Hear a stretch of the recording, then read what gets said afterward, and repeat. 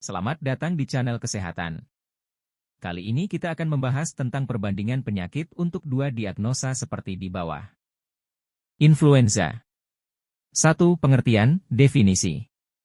Influenza, sering dikenal dengan flu, adalah penyakit menular disebabkan oleh virus RNA yaitu virus influenza A, B dan lebih jarang C. Virus influenza terus mengalami perubahan, sehingga dalam beberapa waktu akan mengakibatkan wabah, endemik, yang parah. Virus ini menyerang saluran napas atas dan paru-paru. 2. Anamnesis. Keluhan. Keluhan yang sering muncul adalah demam, bersin, batuk, sakit tenggorokan, hidung meler, nyeri sendi dan badan, sakit kepala, lemah badan. Faktor risiko. 1. Tahan tubuh menurun. 2. Kepadatan hunian dan kepadatan penduduk yang tinggi. 3. Perubahan musim cuaca. 4. Penyakit paru obstruktif kronik, POK. 5. Usia lanjut. 3. Pemeriksaan fisik. Tanda patognomonis. 1. Febris. 2. Rhinore. 3. Mukosa hidung edema. 4. Pemeriksaan penunjang. Tidak diperlukan. 5. Kriteria diagnosis. Diagnosis klinis. Penegakan diagnosis influenza membutuhkan ketelitian, karena keluhannya hampir sama dengan penyakit saluran pernapasan lain. Influenza dapat didiagnosis berdasarkan 4 kriteria berikut. 1. Terjadi tiba-tiba akut. 2. Demam. 3. Gejala saluran pernapasan seperti batuk, tidak ada lokasi spesifik dari keluhan yang timbul. 4. Terdapat penyakit serupa di lingkungan penderita. Ketika terdapat kasus influenza di masyarakat, semua pasien dengan keluhan influenza harus didiagnosis secara klinis. Pasien disarankan kembali untuk tindak lanjut jika keluhan yang dialami bertambah buruk atau tidak ada perbaikan dalam waktu 72 jam. 6. Diagnosis kerja. Influenza. 7. Diagnosis banding. Faringitis, tonsilitis, laringitis. 8. Penata laksanaan. Penata laksanaan. 1. Tata laksana influenza umumnya tanpa obat, self-limited disease. Hal yang perlu ditingkatkan adalah daya tahan tubuh. Tindakan untuk meringankan gejala adalah beristirahat 2-3 hari, mengurangi kegiatan fisik berlebihan, meningkatkan gizi makanan dengan makanan berkalori dan protein tinggi, serta buah-buahan yang tinggi vitamin. 2. Terapi simptomatik peroral. A. Antipiretik. Pada dewasa yaitu paracetamol 3-4x500 g hari, Oktober 15 mg kg BB, atau ibuprofen 3-4x200-400 mg hari, Mei 10 mg kg BB. B. Dekongestan, seperti pseudoephedrine, 60 mg setiap 4-6 jam.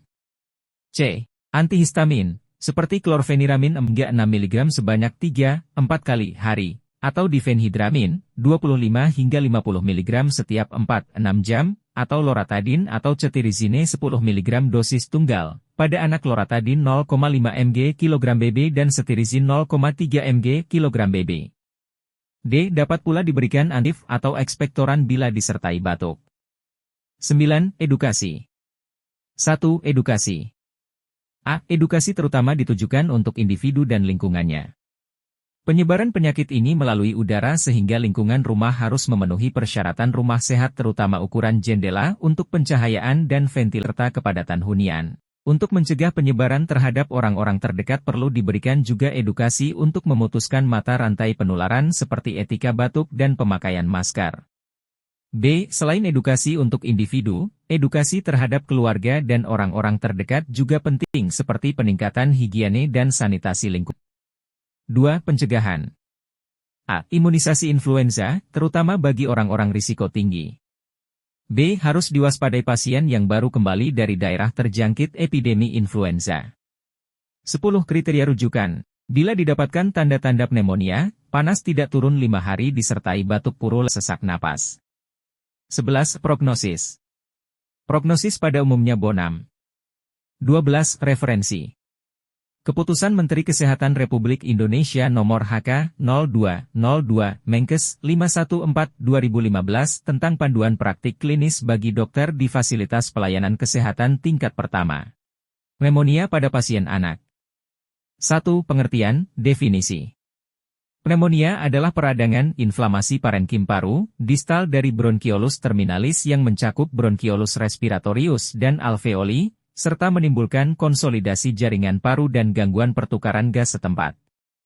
Sebagian disebabkan oleh mikroorganisme, virus, bakteri, dan sebagian kecil disebabkan oleh hal lain, aspirasi, radiasi DLL.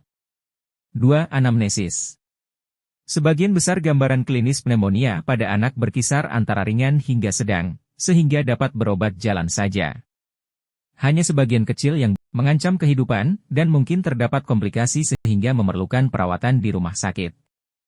Beberapa faktor yang memengaruhi gambaran klinis pneumonia pada anak adalah 1. Imaturitas anatomik dan imunologik. 2. Mikroorganisme penyebab yang luas, gejala klinis yang kadang-kadang tidak khas terutama pada bayi. 3. Etiologi non-infeksi yang relatif lebih sering. 4. Faktor patogenesis. 5. Kelompok usia pada anak merupakan faktor penting yang menyebabkan karakteristik penyakit berbeda-beda, sehingga perlu dipertimbangkan dalam tata laksana pneumonia. Gambaran klinis pneumonia pada bayi dan anak bergantung pada berat infeksi, tetapi secara umum adalah sebagai berikut.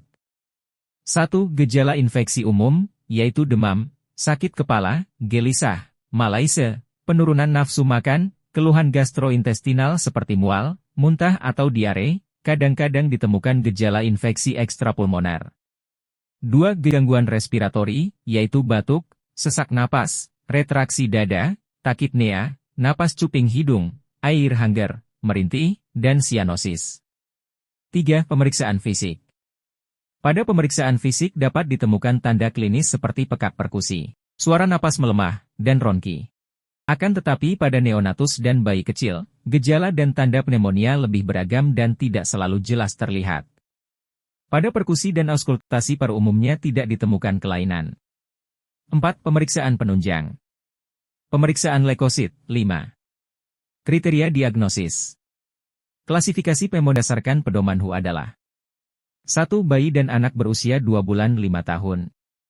A. Pneumonia berat. Ada sesak napas. Harus dirawat dan diberikan antibiotik.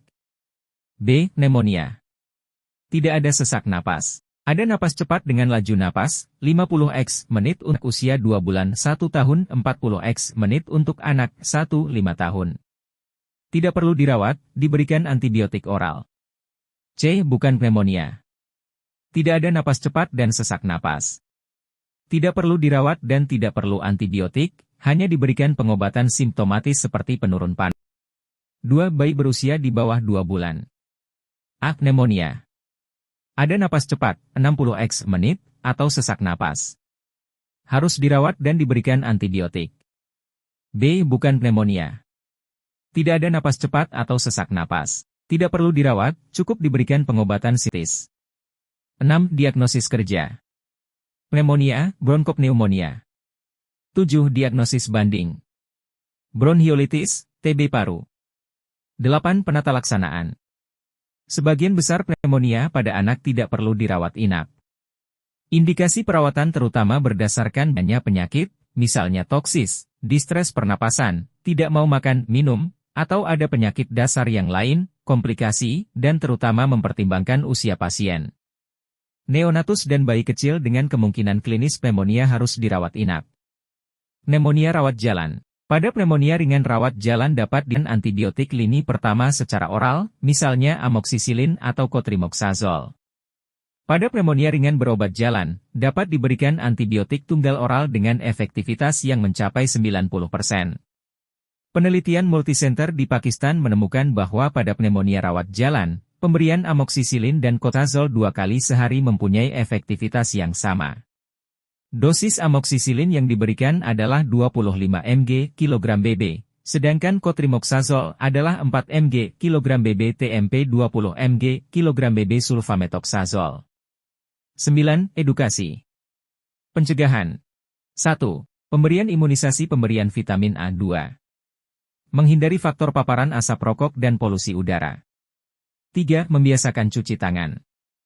4. Isolasi penderita.